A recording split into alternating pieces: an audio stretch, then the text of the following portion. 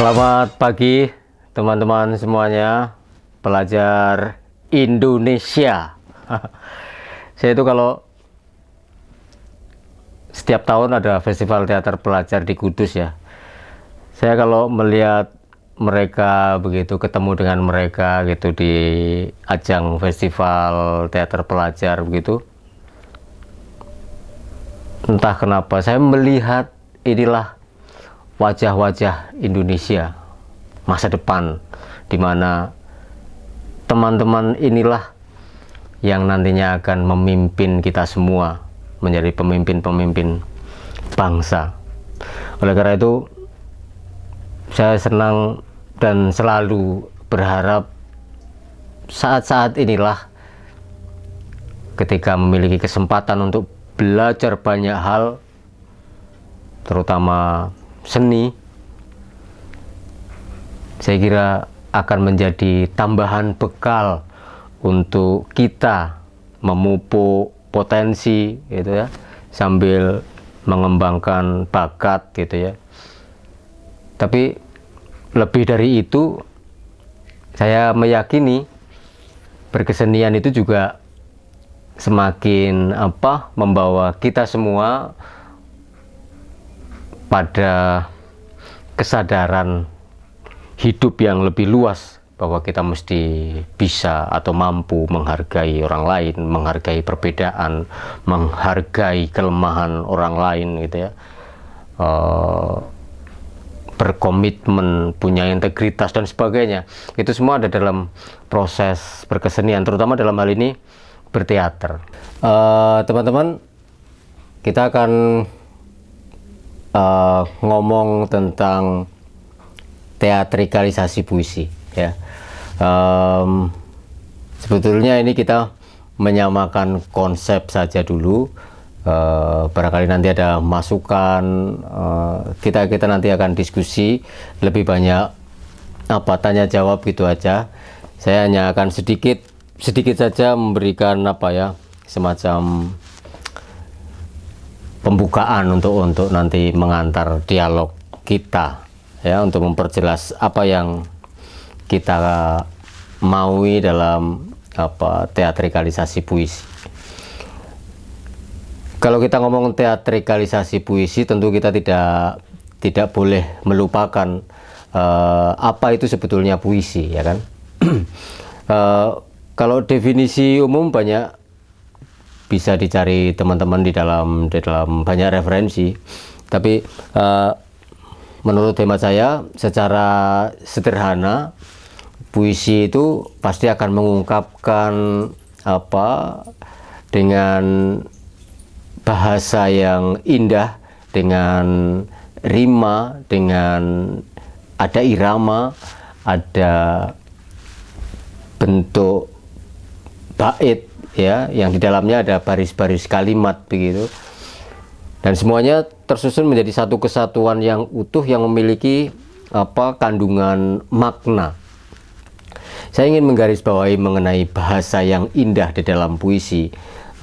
Bahasa yang indah ini bukan harus cakrawala, jingga, bunga mawar, melati dan sebagainya.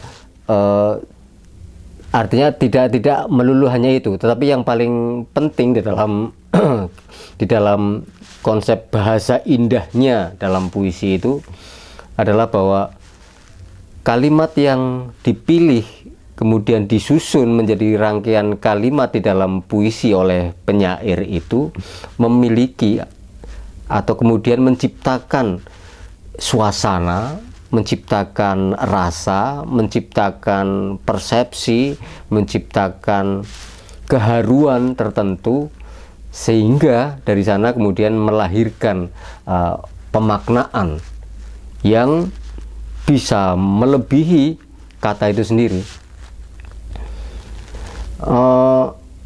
Dan sangat mungkin juga kemudian bahwa pemaknaan akan simbol-simbol ya yang dipakai di dalam puisi kemudian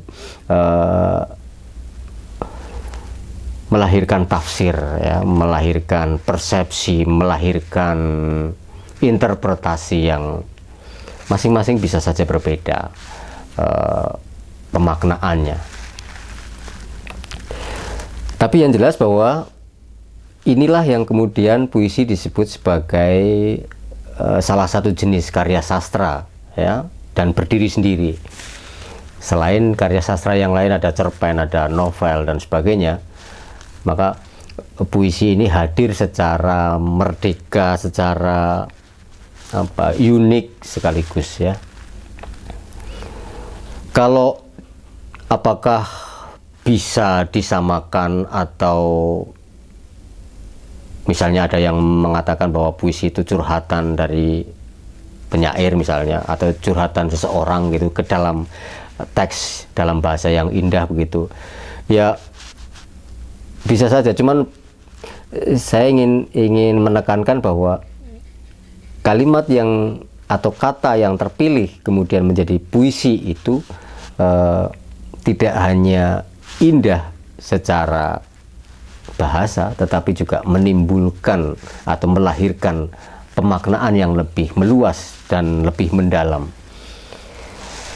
Oleh karena itu, apakah kemudian catatan harian kita meskipun secara bentuk itu seperti puisi, apakah sudah masuk dalam puisi atau belum, ya tinggal di situ, ya, pemaknaannya di mana. Kemudian teatrikalisasi puisi itu otomatis kita tidak boleh meninggalkan kata teater itu sendiri, ya. Kalau menurut hemat saya, teater adalah tidak hanya pertunjukan di atas panggung, tetapi rentetan proses, ya, proses semenjak pemilihan naskah, kemudian bedah naskah atau menafsir, mengeksplorasi, mempertimbangkan dan sebagainya, sampai kepada bagaimana garapannya, bagaimana pengadegannya, di mana garapan yang kemudian menjadi adegan-adegan itu menjadi peristiwa di atas panggung. Nah, kemudian itulah yang diapresiasi oleh para penonton, apakah tafsir yang diwujudkan dalam pemanggungan itu memiliki orang kita sering menyebut tontonan yang memberikan tidak hanya hiburan tetapi juga tuntunan, gitu, ya. Nah, di situ teater. Sementara kemudian kalau kita kemudian menyebut hari ini istilah sebagai teatrikalisasi puisi, berarti saya ingin menyederhanakan saja pengertiannya, bahwa teatrikalisasi puisi adalah memanggungkan, ya tidak hanya sekedar memanggungkan, ya, bahwa menjadikan peristiwa di atas panggung sebagai teater, ya, sebagai pertunjukan itu atas dasar naskah. Naskahnya itu puisi. Kira-kira sederhananya begitu. Nah, bagaimana hal-hal yang lain, perangkat-perangkat yang lain harus ada, nanti kita akan sampai ke sana. Itu yang kemudian kemarin ada pertanyaan, apa bedanya teatrikalisasi puisi dan dramatisasi puisi? Ya, saya kira, saya pribadi saya lebih setuju teatrikalisasi puisi, karena drama kadang-kadang bermakna sempit, ya, hanya berupa mendramatisir, atau hanya berupa meniru, atau hanya berupa reka adegan gitu. Tapi kalau teater, saya menyebutnya itu sebagai peristiwa. Jadi sebelum ada reka adegan, sebelum ada rekonstruksi, itu ada kejadian yang sesungguhnya, kan, ya, dalam misalnya kasus-kasus yang di persidangan itu misalnya. Nah, kejadiannya sesungguhnya itu artinya sebagai peristiwa, tapi ini konteksnya di atas panggung. Nah, sehingga kalau pemakaian drama akan menjadi, ya sebetulnya tidak masalah dramatisasi masuk di dalam perbincangan teatrikalisasi puisi. So untuk mengakomodir apakah itu hanya drama, apakah drama sebagai genre ya, misalnya genre realis itu kan drama ya. Kemudian ada surrealis, ada yang lain-lain itu berbagai genre teater, ya itu masuk ke dalam teatrikalisasi puisi. Kemudian saya ingin melangkah ke bagaimana sebetulnya perbedaan ya. Kalau ada sebelum ini kita sering mendengar ada orang melakukan pembacaan puisi, kemudian musikalisasi puisi. Sekarang kita ada istilah teatrikalisasi puisi gitu ya. Salah satu perbedaan yang mencolok di antara ketiganya ya, kalau misalnya pembaca atau pembacaan puisi itu berarti pembaca, dalam hal ini misalnya penyair atau orang yang membacakan puisi itu hadir sepenuhnya dengan segala penafsiran, segala tafsir, segala ekspresi, segala gestur dan sebagainya dihadirkan untuk menghadirkan penafsirannya atas puisi yang dibacakan itu. Jadi seorang pembaca puisi akan hadir sepenuhnya dengan membaca puisi-puisi yang dibacakan, tetapi tidak hanya membaca, dia menghadirkan seluruh interpretasinya akan puisi itu di dalam jiwa raga pada saat dia membacakan puisi itu. Artinya kemudian dia ada move ke depan, ada geser ke kanan, geser ke kiri, tangan direntangkan dan sebagainya. Itu menjadi bagian dari bagaimana menginterpretasikan ya, mewujudkan interpretasi atas puisi yang dibacakannya. Di sini yang saya tekankan adalah pembaca hadir total, menghadirkan sepenuhnya total itu. Sementara kemudian bagaimana musikalisasi puisi? Ya, musikalisasi puisi tentu saja apa yang menghadirkan keutuhan puisi itu dalam sebuah penafsiran, ya musik. Artinya apakah musik itu kemudian menghadirkan seluruh penafsiran puisi? Ya, seluruh penafsiran puisi itu termasuk makna, isinya, muatannya, kemudian suasananya dan sebagainya ya, nuansanya. Apakah kemudian merepresentasikan puisi yang disajikan itu ke dalam musikal. Nah, sementara musik menjadi perangkat utama untuk menghadirkan interpretasi itu atau penafsiran itu. Teatrikalisasi puisi, peristiwa atau pengadeganan di atas panggung itu yang menghadirkan sepenuhnya penafsiran atas puisi yang dibawa itu atau yang menjadi naskah itu. Itu perbedaan prinsip yang pertama ya di antara ketiganya, biar kita jelas dulu dari awal. Kalau dalam pembacaan puisi itu teks puisi dibacakan oleh si pembaca tadi, ya kan? Kalau dalam musikalisasi puisi, apakah teks puisinya hilang? Ya, teks puisinya menjadi syair, menjadi lirik dari misalnya dilakukan ya lagu itu gitu. Artinya teks itu tetap dihadirkan. Demikian juga di dalam teatrikalisasi puisi dengan perangkat-perangkat dramaturgi, dengan perangkat-perangkat teatrikal, puisi tetap harus dihadirkan. Nah, bagaimana caranya nanti kita sampai ke sana. Kita bicara teatrikalisasi puisi.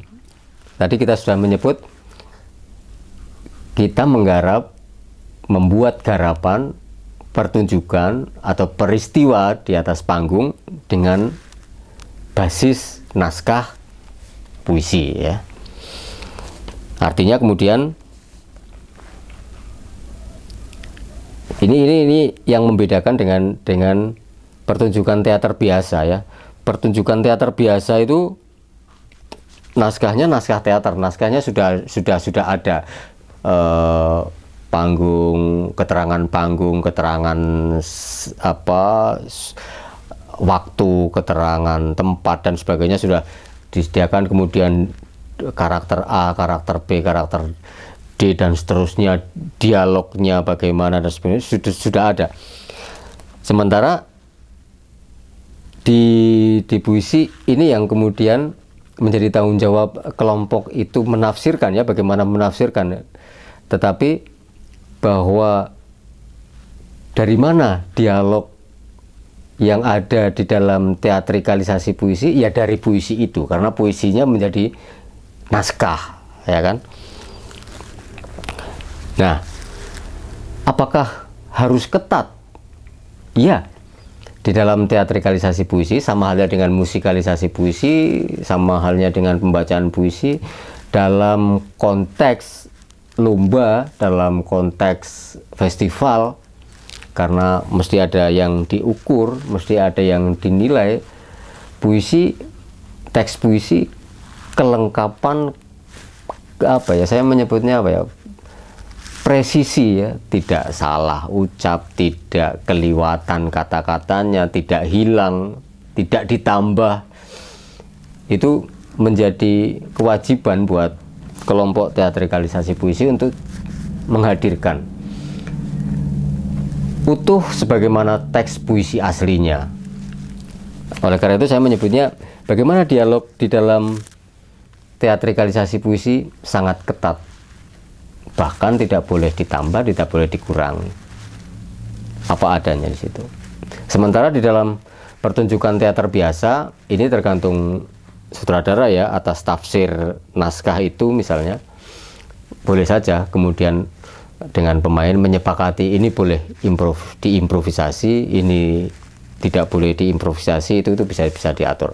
Artinya bisa dibicarakan di situ. Tetapi di dalam teatrikalisasi puisi, menu utamanya puisi, sehingga sementara puisi itu sebagai teks itu sudah baku, sudah jadi, tidak boleh ada yang ketinggalan atau ditambah pun tidak boleh. Nah, kemudian bagaimana karakter-karakter pemain atau bagaimana permainannya di dalam teatrikalisasi puisi? Saya kira pemain dan permainan ini maksudnya ada setting, ada properti, ada make up, kostum barangkali, lighting gitu ya. Rujukannya tetap bagaimana tafsir, bagaimana sutradara menafsirkan puisi itu. Artinya katakanlah sutradara akan menafsirkan kalimat pertama dalam satu bait misalnya akan menjadi setting yang diwujudkan misalnya. Kemudian dialognya karakter A yang menokohkan atau mendialogkan misalnya, bisa saja. Atau dalam satu kalimat dipecah menjadi beberapa karakter A, B, C, dan sekaligus menjadi permainan itu sendiri, misalnya menjadi pohon, menjadi daun, menjadi angin dan sebagainya. Bagaimana pemain dan permainan ini sangat erat kaitannya dengan bagaimana kelompok kita itu menafsirkan puisi yang akan kita angkat ke dalam panggung ya, ke dalam panggung pertunjukan teatrikalisasi puisi. Sementara kalau dalam pertunjukan teater biasa, pemain dan permainan itu merujuk pada naskah dan tentu saja tafsir ya. Tafsir maksud saya tafsir atas naskah itu yang sudah jadi, sehingga akan ada diskusi gitu ya antara pemain dengan sutradara dan sebagainya, karena pemain-pemainnya sudah jelas, tinggal menajamkan ini arahnya mau kemana. Cuman kalau di dalam puisi tidak disiapkan sebagai naskah panggung, sehingga sutradara harus atau tim itu harus segera melakukan tafsir untuk mewujudkan gagasan tafsir itu. Nah, bagaimana tafsir di dalam puisi itu? Ini tentu saja salah satu pendekatan saja ya. Mendekati puisi itu dengan tafsir. Ada unsur intrinsik, ada unsur ekstrinsik, kemudian ada yang tersirat, ada yang tersurat, gitu-gitu kan ya. Nah, apa yang unsur-unsur yang ada di dalam, misalnya puisi ini temanya apa, kemudian bagaimana diksi-diksi yang dipergunakan, bagaimana rima, iramanya, unsur-unsur yang ada di dalam ini yang harus ditemukan. Kemudian bagaimana unsur luar atau unsur ekstrinsiknya sehingga muncul kalimat-kalimat itu, latar belakang penyairnya bagaimana, latar belakang suasana pada saat puisi itu tertulis. Misalnya puisi-puisi Taufik Ismail pada saat 66 akan berbeda puisi Taufik Ismail yang ditulis pada saat reformasi 98, ya kan, karena berbeda situasi sosial politiknya itu misalnya, dan sebagainya. Nah, ini harus dihitung, artinya dipertimbangkan, menjadi pertimbangan untuk mencapai tafsir yang biar semakin komprehensif, meskipun tetap tafsir itu tidak ada yang salah ya. Inilah yang kemudian menentukan pemaknaan atas puisi itu. Maka para penampil atau kita yang akan melakukan teatrikalisasi puisi juga harus menghadirkan ya. Menghadirkan itu bisa secara visual, bisa secara audio, bisa secara peristiwa, artinya rasa. Apa yang tersurat dan apa yang tersirat itu muncul. Karena tidak bisa kita ngomong yang tersurat kemudian yang tersirat itu tidak dimunculkan gitu ya. Artinya simbol-simbol, pemaknaan atas simbol menjadi jelas, menjadi bukan hal yang kemudian ambigu lagi. Di situ karakternya sudah semakin jelas, sehingga kita sebagai penonton akan melihat, oh, konsep ini menunjukkan pemaknaan yang begini atas puisi ini, itu bagaimana. Melakukan tafsir atau penafsiran atas puisi itu, kemudian melakukan pemaknaan dan pemahaman, walaupun versi kita gitu ya, itu secara utuh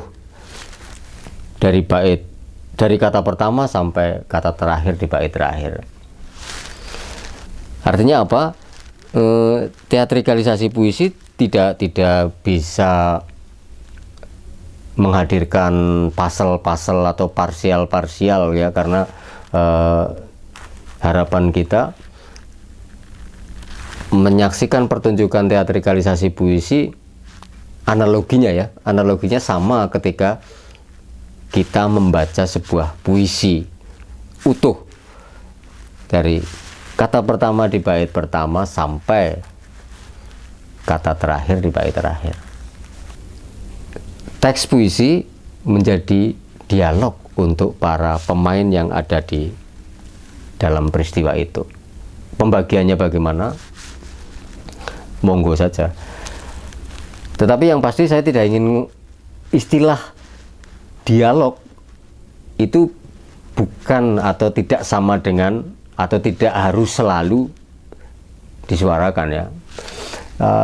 Kalau kita baca misalnya nyanyian Angsa W.S. Rendra misalnya, Di situ ada bait yang diulang-ulang, meskipun kalau kita baca detail sebetulnya berbeda ya. Misalnya ada satu bait yang menyatakan malaikat penjaga Firdaus wajahnya kejam dan dengki melihat iri melihatku, misalnya gitu ya, dan seterusnya. Itu satu bait itu berisi keresahan hati atau umpatan hati Maria Zaitun di dalam puisi itu kepada malaikat penjaga Firdaus ya. Oleh karena itu, kalau saya yang menggarap itu nyanyian angsa misalnya, akan dinyanyikan oleh kur misalnya, atau dinyanyikan oleh disuarakan dengan bernyanyi gitu, karena itu ada pengulangan malaikat penjaga Firdaus dan sebagainya. Bisa saja. Artinya saya tidak ingin membatasi bahwa dialog yang saya maksud tadi, yang berasal dari kata-kata di dalam puisi itu harus selalu dibacakan. Itu ini harus dipahami seluas mungkin gitu ya.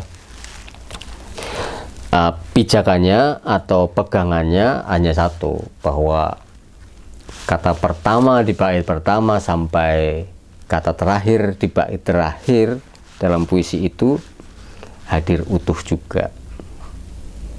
Hal-hal yang lain di dalam teatrikalisasi puisi selanjutnya adalah bagaimana cara memanggungkan di atas panggung.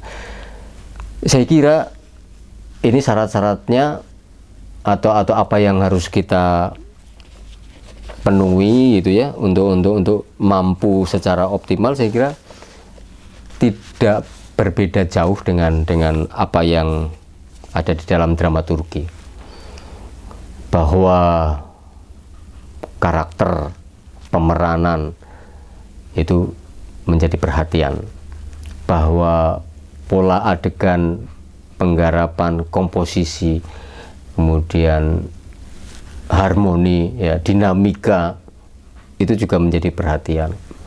Hal-hal teknis yang lain seperti bagaimana vokalnya, bagaimana gesturnya, bagaimana ekspresinya, itu tetap menjadi perhatian.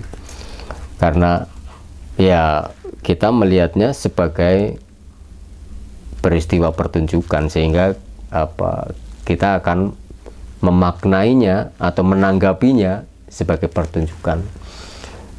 Hal-hal yang ada di dalam dramaturgi menjadi hal yang patut untuk diperhatikan. Kalau teman-teman memakai lampu, tata lampu, ya tata lampu ini juga akan diperhatikan.